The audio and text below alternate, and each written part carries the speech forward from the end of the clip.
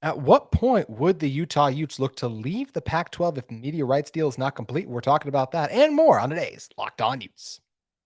You are Locked On Utes, your daily podcast on the Utah Utes. Part of the Locked On Podcast Network. Your team every day.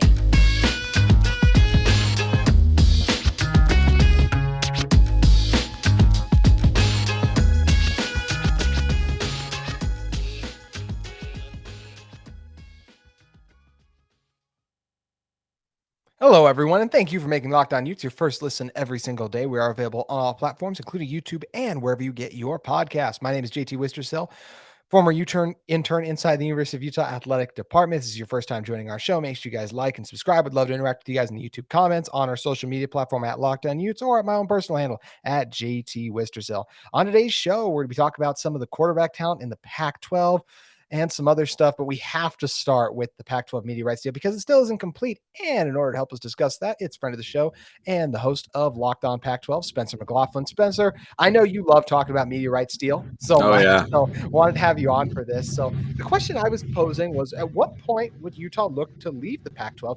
The media rights deal isn't complete. Now, I think leave is a strong word. I don't know if they would necessarily look to leave, but I'll say if they were be concerned if it wasn't completed by, because it seems like the athletic directors, the president, everyone is pretty confident, man. But this was also something that I heard most people say, like they expected to be done back in March, and then it was April, and now we're in May, and it doesn't feel like it get done either. I feel like there would be some concern, and I just wonder if Utah wouldn't start feeling out some things a little bit if this deal wasn't completed by June or July, Spencer, because it just continues to drag on with no end in sight. It continues to drag on with no end in sight for us, but the True. people on the inside seem to feel pretty confident, including Mark Harlan, by the way, Yes, he that the does. deal is going to get done and they will get something. I think the concern level as time drags on should be what the deal will be and how much it will be worth, not whether or not a deal will actually get done. Now, the timeline that I think matters here is June 30th, right? As we Okay. approach that date,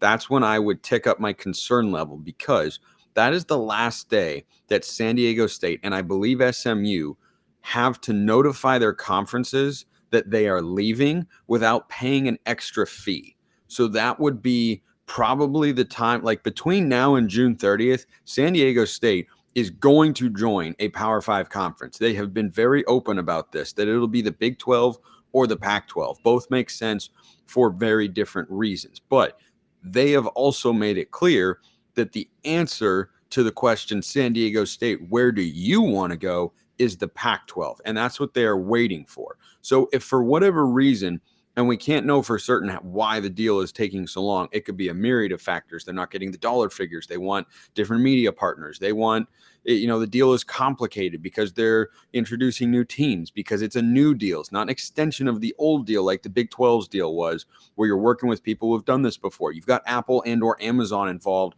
So you have someone who's never been in the college broadcasting space before for college sports. And that is adding to the timeline with regards to how long it's taking to get this thing done.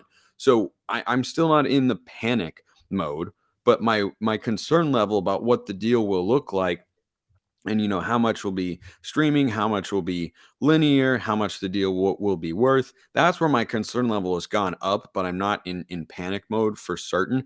And I think the alacrity with which Mark Harlan has attacked these rumors about Utah to the Big 12 is very telling. He hasn't just gone That's out true. there and said, no, we're not doing this, that, and the other thing. He's going out there and saying, this is a stupid, ridiculous idea. Mhm. Stop saying it. It's straight up not true. Things are being said. I remember he did a radio hit where he was talking to one of the guys and said, look, I'm not here calling you a bad person or anything, but you guys reported something that was legitimately not true. And he Mhm. just said it straight to him in the interview there. Because I think he and a lot of other people are frustrated that the noise has amped up more than is actually reflective of reality with regards to whether or not Arizona State, Utah, and Colorado are interested in the Big 12. So I do feel confident a deal is going to get done. I worry more as time goes on as to what the deal might look like and who could end up being involved in such. But I don't think there's a timeline here for Utah specifically. I do think for the Pac 12, if you're coming up and you're saying, yeah, we're going to push this into July, and then San Diego State is forced to make a choice on that June 30th deadline, and they end up going to the Big 12, which they would certainly do because you'd rather be in either Power 5 than the Mountain West. San Diego State's very prepared to make the Power 5 jump. If you lose San Diego State, then the Pac-12 has missed a huge opportunity, but I don't anticipate that being the case. Yeah, it doesn't feel like it. Like we said, it just makes geographically everything. It just makes the most sense for them to join to the Pac-12. That's what all the rumors and everything have circulated. And I totally agree with you too. I am not concerned as of right now. I still believe this media rights deal is going to get done, but just kind of that late June, July areas where I would start to get concerned, especially if like what you raised about San Diego State. And I will ask you this, Spencer. I feel like it would be great for the conference to still be the Pac-12 to add a San Diego State. And I still think it's nice to get, look, SMU is by no means, I mean, I don't even know if they're a top 5 draw in Texas. They're probably not in terms of football when you look at all the other schools they have. But I do think if they were like playing just kind of some late night games, like I still think there's value to that and having them over there as you're doing this, as you're doing the money signs right now. So how important do you just think it is for the Pac-12 to add SMU and San Diego State for their long-term future? Well, San Diego State is like a no-brainer necessity, number one top option. Don't miss the layup, Pac-12. Like that's what San Diego State is. But SMU, I think, has inherent value. I was making the Johnny Football money signs for a reason because SMU has money. And when you're talking about adding G5 expansion teams, the way Utah once was, Utah was not a school that you were adding from back in the day and saying, oh, yeah, they've got tons of money there. They can compete right away. Like it's been, as Utah fans know, a bit of a slower build to be a conference champion, to be a conference contender, to get to a conference championship game. SMU, on the other hand, they got a lot of money. They could go out and target, coaches. They can pay salaries. They can get NIL involved. They have a very, very wealthy donor base. And I do think that there's a financial component for the Pac-12 as well, where SMU provides a benefit. There was a piece from an interview from a former VP of programming for Fox Sports. And his quote, I forgot his name, but you can all look out there and find it. It's the internet. You can all, get this sort of stuff. He said that, quote, adding SMU is as fine of an idea as I have heard. And I agree, because when you're talking about the valuation of your deal, no, SMU is not a top 5 football brand in the state of Texas. The state of Texas is also massively large.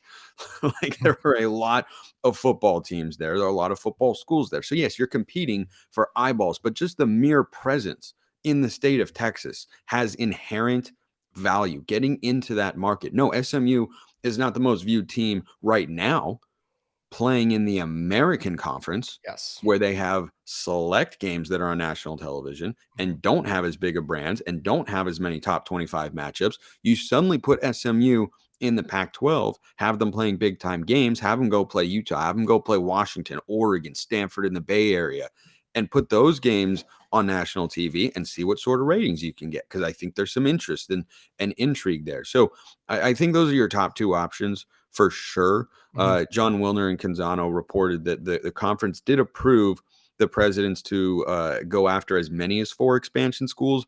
I don't think that's where they're headed. I think San Diego State and SMU make the most sense from an expansion standpoint. But if they did decide to go to 4, I would watch for schools like UNLV. I would watch for schools like Tulane, who are in the American Conference. I don't think Rice would get there because they're going to the American already. But Tulane in the American could be an option there. I'd watch for maybe Colorado State out of the Mountain West. Wouldn't love it. I mean, What about like Fresno and Boise? yeah, they don't pass the academic smell test for conference presidents. They are way, way behind on that front. And they would make the most sense. Like if you're asking me who I would add, I would take SMU, San Diego State, and then I would take Fresno and Boise. Yeah. And I think that's how you most readily strengthen the Pac-12, make it a 14-team conference. And those are the best G5 football brands that you could add. But as I will have on my gravestone when I die someday, Pac-12 presidents vote on realignment, or presidents in general vote on realignment, not athletic directors. That's my big message that I've been harping on for the last several months. I can't wait to just like visit your gravestone one day and just see that there. It's like, yep, Spencer. Like Spencer taught me that. I remember that about him. I got that one locked down. Presidents vote on realignment. Yeah. I'll try to remember to make that the thumbnail of this video too, just to get the extra, just get the hype going a little early for you. But it is interesting to see how expansion is going to come into play in all of this. And one of the things that makes the Pac-12 so exciting is how much quarterback talent there currently is in this conference. We're going to talk about that a little bit more coming up. But first, I want to talk to you guys about our friends at Built Bar. Looking for a delicious snack, but don't want all the sugar and calories? Then you need the best tasting protein bar ever. Built. You got to try this. If you're like me and you want to make healthier snack choices, but don't want to compromise on taste, then I've got just the thing for you. Built Bars and Built Puffs. Built Bars are healthy and taste amazing. Seriously, they're so amazing. You won't think they're good for you, but you got to try this. What makes Built Bars so good? Well, for starters, they're covered in 100% real chocolate. That's right, real dark chocolate. And they come in unbelievably great flavors like churro, peanut butter brownie, and cookies and cream. I'm not sure how Built does it. These bars taste like a candy bar while maintaining amazing macros. And what's even better is they are healthy. Only 130 calories and 4 grams of sugar with a whopping 17 grams of protein. For years, we've been talking about heading over to Built.com to pick up your box of Built Bars, and you can still do that, but you can also get in the car and just drive over and grab some from your local Smith's or Sam's Club. So now there's lots of ways to get access to some great and tasty, healthy, amazing Built Bars. Make sure you guys pick your box up today online or at a Smith's or Sam's Club. Spencer, earlier this week, Big Game Boomer released his list of the top 50 quarterbacks in college football. I didn't agree with the ordering of everyone, as I've said off air a couple times and on this podcast. I think it's very hard to rank a top 50 quarterbacks or anything like that. But the one thing it does have is the Pac-12 has 4 quarterbacks. Actually, excuse me, it's 5 quarterbacks because Shedeur Sanders too in the top 15, which I think does speak to the overall talent of this conference. And you could argue even more guys belong in the top 30 and all those things, with guys like Cam Ward could have a big year, DJU and what he might be able to do with Oregon State too, Jaden DeLora, and that's without even mentioning the guys who are like locked into the top 5, Bo Nix, Michael Penix, Caleb Williams. Sanders has got a high ceiling, Caleb Williams too. It's just amazing. And Dante Moore is kind of a swing guy too, or whoever ends up starting for UCLA. There's just so much quarterback talent in this conference that I think, for one thing, for Utah is they've been talking with a bunch of receivers and tight ends and just trying to get more explosive. And I think it's because, look, as good as this Utah defense might be, you're going to be have to score points in this conference in order to win games. Yeah, you are, and it's such a deep lineup. I think it's the deepest quarterback lineup of any Agreed. conference in the country. Like I that includes the SEC, by the way, Yeah. and the Big Ten. Like I don't see it being this deep. It doesn't mean that the Pac-12 is destined to make the playoff this year. I think it means quite the opposite, actually. That you have so many great quarterbacks and good teams that it's once again in a 14 playoff going to just cannibalize itself and end up missing the 14 playoff once again. I think USC's got a great chance, but again, they can only afford one loss, and they've got to play Utah, and they've got to play UCLA, and they've got to play Washington, and they've got to play Oregon. It's not exactly what you'd call an easy schedule when you got to play all of the best teams. They miss Oregon State, but I mean, going from the Beavs to the Ducks, not exactly what you'd call a drop off from a competition standpoint. So can they get through their entire schedule? And they play Notre Dame, by the way. Can they get through all of that? And it's at Notre Dame with just one loss. I think that's pretty tough. But going through the conference, like, who's the worst quarterback in the Pac-12 going into this year? It's probably whoever Stanford ends up starting. That would be my guess. I think you're right. Ari Patu is in the running there, former 3-star guy who's played a little bit, but I don't think he's their future. Like they need to get the quarterback position right, but they don't even know right now who's going to start a quarterback. Drew Pine probably starts down at Arizona State. I think he can have a pretty short leash with Jaden Rashada waiting in the wings and Arizona State being in the midst of a rebuild. It reminds me of Justin Herbert at Oregon 2016. You bring in a veteran guy because you're trying to win games, but if it starts to really just go south, then you say, well, why don't we just play the young guy?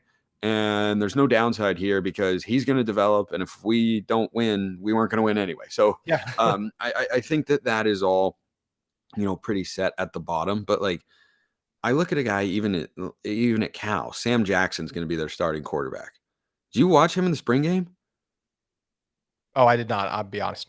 Okay, look. I'm not saying he's gonna light the world on fire or anything, but he's faster and more dynamic than any quarterback Cal has had in the last 10 years, and he's probably got the most arm talent since Jared Goff, and he is making real big time throws. So I look at guys like him and Shedeur Sanders that are unproven at the Power 5 level. And I say, if those are like your 7th and 8th best quarterbacks in the league, or 8th and 9th, with the potential to be even higher on the list as the year goes on, that is an insanely deep league. And you have the reigning Heisman Trophy winner. You have two other guys who can contend for Heisman trophies in Michael Penix and Bo Nix as well. You got a former first team All Pac-12 guy and two-time defending conference champion in Cam Rising. You've got Cam Ward, who I think had some rough moments last year, but also has an immensely high ceiling, NFL caliber guy, probably going to end up being a third or fourth round pick by somebody in next year's NFL draft. Delora is a gamer down there at Arizona. He has shown that he is productive and can win games. Like it's just across the board. There's no breaks. You don't know what you're going to get at UCLA. Is it going to be Ethan Garbers? Is it going to be Colin Schlee, the Kent State transfer? Is it going to be Dante Moore? Don't know at this point in time, right? So there are some unknowns there. But again, the talent, the depth, the experience is just so good that most of these games are going to be shootouts because today's football is all about offense, and you can have as good a defense as you want, but in baseball, good pitching beats good hitting, but in football, good offense beats good defense more often than not. Not always, but I think at the college level, that's certainly the case. You can play great coverage, and if that's a great ball, the receiver's going to be able to make a play on it, especially with the way the rules lend itself today. If you make that contact, you can't hit guys anymore. Yeah, it's really hard to play defense. So it's going to be hard to hold these explosive offenses in check, and especially for these Pac-12 teams, because once again, they have so many talented guys. And what is interesting is just I looked at Big Game Boomers list, I looked at a list ESPN put out, and I looked at a Pro Football Focus list. All of them actually had the same top five. It was some combination of Caleb Williams was number one in every single one, but after that, it was some combination of Drake May, Michael Penix, Jordan Travis from Florida State, and then Bo Nix for Oregon. And personally, I think that is the top five quarterbacks, however you shake it out. I would have a healthy Cam Rising at 6 overall. Over all the other quarterbacks out there, Cam's the guy I would roll with. I want to hear what your reaction to that is, because there's guys, look, Sam Hartman, very good too. There's a lot of guys you can make an argument for over Cam, but I just like what Cam has accomplished. So for me, I said Cam at 6. How do you react to that? It feels a touch high. You're off the show. It's like the Parks and Rec line with Fred Armisen when he's like doing the Colombian general bit. He's like, straight to jail. Yeah. all of them. Straight to jail. I think 6 is a touch high. That's like my gut instant reaction to it. But at the same time, how many two-time defending conference champion quarterbacks are there in the country? I'm pretty darn sure Cam Rising is the only one. I look at a guy like JJ McCarthy at Michigan and say he's pretty good. I think it's kind of a toss-up, frankly. I'm like, a lot of people are high on JJ McCarthy because he was a big 5-star recruit. I'm not that impressed with him. Big Game Boomer has him at 16. Yeah, I honestly think that's about right. I think that's a name that people would jump to and say, well, what about this guy? He's had all this success. I'm like, well, yeah, but like his team around him is tremendous. Back-to-back Joe Moorhead offensive line. Like that is the offensive line in college football. Yeah, no, he needs that sort of support. And it's not that Rising, every quarterback at some level needs support. Bo Nix and Penix last year had insane offensive lines. They were sacked a combined like fewer than 10 times throughout the year. I saw the stat the other day. Cal allowed 31 sacks a season ago. Mm-hmm. That's like 23 less than Oregon and Washington allowed combined for the entire season. Like crazy stat and whatnot. So that sort of stuff, of course, matters. But I think if you looked up and down the Big 12 and Big 10, you could maybe find guys who you'd take over Cam Rising, but I don't think there are a lot. I think top 10 is pretty reasonable. There we go. Like I think it's a pretty reasonable take to say that Cam Rising is one of the 10 best in all of college football. And I think the reason he'd get overlooked on that front is because he's not flashy. He doesn't have a big arm. He's mobile, but he's not that fast. And he's just effective and solid. And, he's able to have those games because of the way Utah plays offensively, where he just throws for 220 yards and 2 touchdowns. And you're like, oh, yeah, he was fine. He was solid. He was whatever. But that's what quarterbacking is sometimes. It's just doing whatever it takes to win. So I think, if I went conference by conference, I could probably find a couple guys who I might take over Cam Rising who have a bit more arm talent, but are also consistent and productive. But I don't think that I could find 10 guys in the country I'd take over him. Yeah, I just feel like when you look at how Cam is, I think when I saw Big Game Boomer had him at 13, I wasn't even mad because I think you can easily I don't think there's any argument for him being outside the top 15. I think that's where it's like, then you're just being a hater to me. But I Yeah. do feel like you can make an argument, especially if you're projecting to this season with Cam coming off his injury, not having as strong of an arm. How's it going to look? I think the reason I place him at 6 and have him up there is the big time performances he's had, the way he stepped up and responded when in tough situations. It's not doesn't look the prettiest going out. And for those of you listening to this right now, if you want more of this conversation, we had a lot of fun talking about it on Spencer's show on Locked On Pac-12 about how Cam and how he compares to the other quarterbacks in the Pac-12 as a conference, where Cam is just not as sexy the way he does everything pretty much, but he gets results, he gets it done, and there is definitely value in that. So it's going to be interesting to see the kind of year Cam has and just how his health is overall. We talk about that a little bit more on tomorrow's show with Porter Larson. But Spencer, before we jump out of here, one thing I want to get your thoughts on is I think Bronny James coming to the Pac-12, and I know specifically going to USC, is great for the conference basketball wise, because I think every school, like USC, Utah's most viewed basketball game this coming season, I think will be the both times they take on the Trojans. It's going to be great too, like for Utah when USC comes to Utah. Like I expect Dave Pasch and Bill Walton to be there on a Saturday night. Like I just expect these to be the marquee games that everyone wants to see. So I think it's great for the conference, Utah, and everyone else that Bronny James is a part of a Pac-12 team. Yeah, and by the way, I was just perusing Big Game Boomer's list real quick to put a final Yeah, point I'd love to hear it. on this thought. I think Jaden Daniels at LSU is pretty reasonable. Mhm. He had an Yeah. excellent Hey, former year Pac-12 guy, still got with to the claim him. Tigers. Yeah, former Pac-12 guy. I think putting Jalen Daniels, the Kansas quarterback, ahead of Cam Rising is ridiculous. I think Yes. putting Shedeur Sanders and Frank Harris ahead of him is absolutely positively absurd. Yeah. And I think putting Austin Reed in there from Western Kentucky, like, It's just a competition level. Also, you're invited back on the show after this, by the way. yeah, but I can look at a Jaden Daniels and say, okay, Yep. I can't do Agreed. Shedeur Sanders before he's taken a Yes. single snap, but there are definitely some good ones out there. I thought Spencer Rattler played pretty well last year at South Carolina, very well at South Yeah, Carolina. where As a is matter of fact. Rattler even on the list? We're Yeah, getting no, Rattler's on the list. He's down there at 23, yeah, he's which not is 20. I way mean, too even low. I feel like DJU's getting too much hate. He's at 49. Yeah, no, I mean, DJU at 49 is ridiculous. yeah. Absolutely ridiculous. But anyway, so on the Bronny James question, I Mhm. think it's great for the Pac-12 because Pac-12 basketball has just been bad. Like it has not been good, right? And part of how you get better in college sports is you bring attention to your program because then recruits think, "Oh, I kind of want to go there. That's fun. That's interesting. That's exciting." And every USC basketball game now is must-see TV Yeah. because it's like, how's Bronny going to do? And it's going to be must attend, a must attend situation as well for the Trojans because who doesn't want to go to a game and have a chance to meet LeBron James? Like, oh, hey, Bronny's playing.